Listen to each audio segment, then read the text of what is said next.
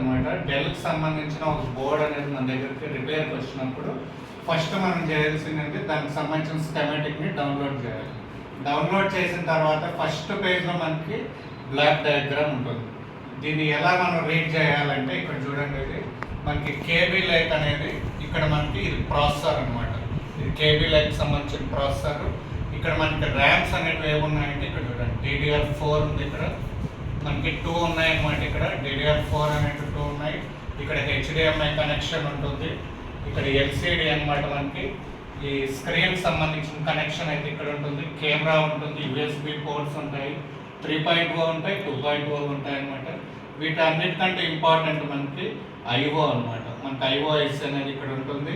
ఈ IOకే మనకి ఇక్కడ కీప్యాడ్ కంట్రోల్ అనేది ఉంటుంది, ఫ్యాన్ కనెక్టర్ కూడా ఉంటుంది. దీంతో పాటు మనకి ఇంకా ఇక్కడ చూడాలంటే స్పీకర్ కనెక్షన్, అంటే ఆడియో కనెక్షన్స్ కానీ, మైక్ కానీ మొత్తం అంతా దీనికే కనెక్షన్స్ ఉంటాయి. అంటే వాటికి ఎక్కడ ఉంటాయని మనం అబ్జర్వ్ చేయాలంటే ఇక్కడ పేజెస్ నంబర్స్ ఇచ్చింటారనమాట. దేని నంబర్స్ దేనికని ఆ నంబర్స్ బట్టి మనం ఆ పేజ్కి వెళ్తే ఈ సెక్షన్ అంతా మనకి ఓపెన్ అవుతుంది. అందుకని ఫస్ట్ పేజ్ అనేది మనము చాలా చాలా వెరీ ఇంపార్టెంట్ అనమాట. దీన్ని రీడ్ చేయడం ఫస్ట్ నేర్చుకోవాలి.